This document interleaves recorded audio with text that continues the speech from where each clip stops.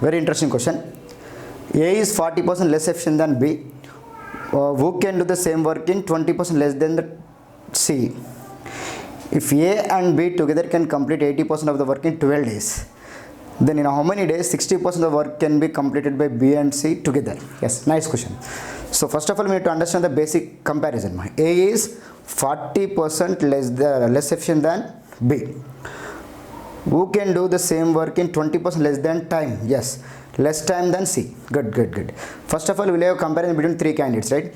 A is 40% less efficient. Directly efficiency value is given. Directly efficiency value is given. Yes or no? Next story is very important. So what is the next story we have? B to C. That is very important. The B to C kind of question is what? The condition is what? B, who can do the same work in 20% lesser time.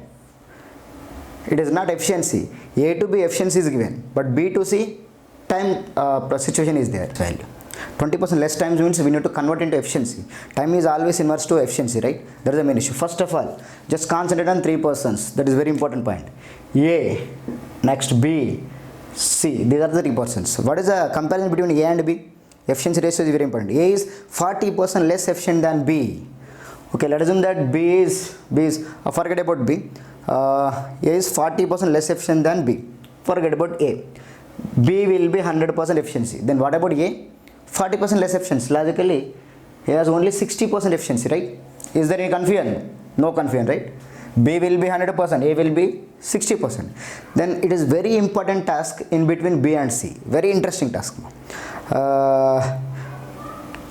Who can do means what? Second person only. B, who can do same work in 20% less time. 20% less time means he is taking less time means he has more efficiency, right? Yes or no? He is taking less time means he has more efficiency when we compare to C. So if you observe it clearly, I will reconstruct the story here. First of all, we need to understand the C concepts. For an example, C has 100% efficiency. 100% efficiency. Logically, B is more efficient because he is taking less time, right? More efficient. Logically, he will have more efficiency. In the same way, just think it reverse.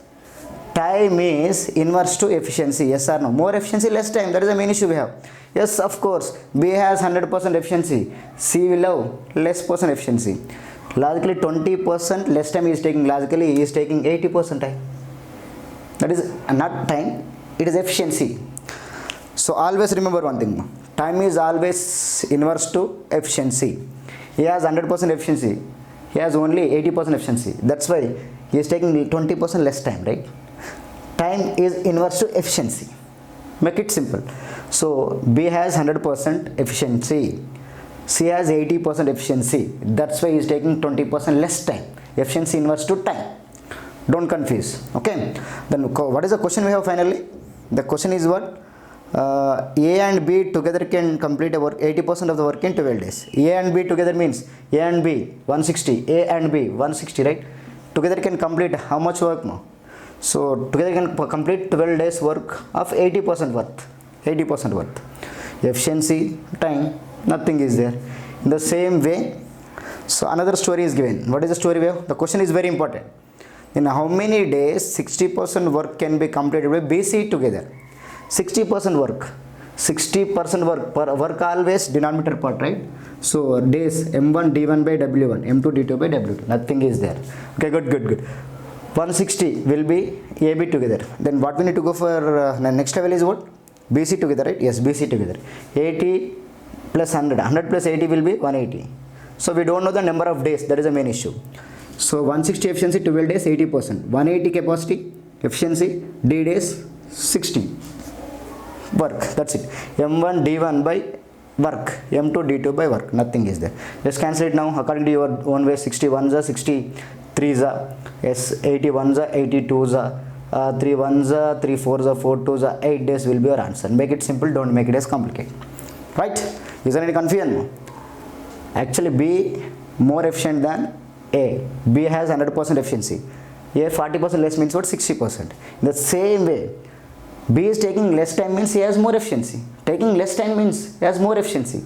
That's why 20% less time means logically he has only 80% efficiency, he has 100% efficiency. That's why time will be inverse. Make it simple, don't make it as complicated. So understand the basic logic. Okay, so let's go for the next question.